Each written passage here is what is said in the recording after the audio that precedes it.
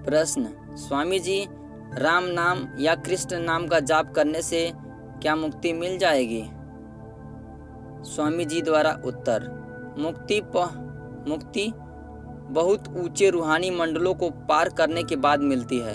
अर्थात आत्मा जब अपने सारे खिलाफों स्थूल, लिंग, सूक्ष्म और कारण को उतार देती है और उसके बाद मानसरोवर में स्नान करती है, तब मुक्ति मिलती है।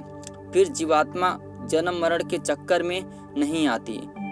इस स्थूल का मोटा पर्दा जीवात्मा पर चढ़ा हुआ है, यानी इस पंचभौतिक पर्दे में वह बंद है। संत सतगुरु द्वारा बताई गई साधना को करने में जीवात्मा इस शरीर को छोड़कर अलग हो जाती है। मृत्यु के समय निकल जाने के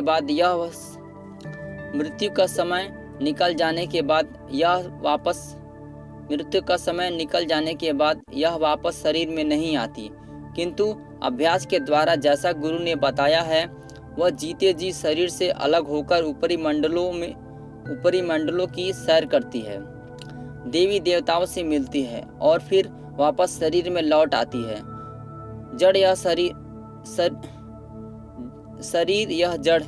शरीर जड़ है और आत्मा चेतन है। शरीर जड़ है और आत्मा चेतन है, दोनों की गांठ बंधी हुई है। जब अभ्यास के द्वारा यह गांठ खुलती है, तब जीवात्मा प्रकाश में खड़ी हो जाती है और उसे इस लोक का और ऊपर के लोकों, स्वर्ग, वैकुंठ आदि का ज्ञान होने लगता है।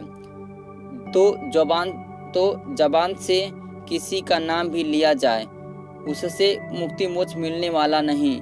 उस नाम का जाप करने से जो अपने चारों युगों से एक रफ्तार से बज रहा है, तो ही मुक्ति मिलेगी। उसे अनहद बाड़ी, आकाशवाणी, देववाणी आदि नामों से पुकारते हैं। वह ईश्वरीय संगीत इस मनुष्य शरीर में दोनों आंखों के मध्य भाग में, जहाँ जीवात्मा बैठी है, बराबर हो रहा है, किंतु जीवात्मा के कान बंद हैं, इसलिए सुनाई नहीं देता। उस नाम की जो ईश्वरीय संगीत है, बड़ी महिला,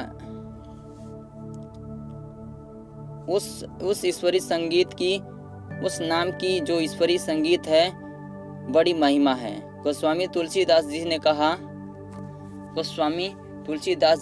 है कि गोस्वामी जी ने कहा है कि कहाँ कहूँ लगी नाम बढ़ाई, राम न सकहीं नाम गुण गाई।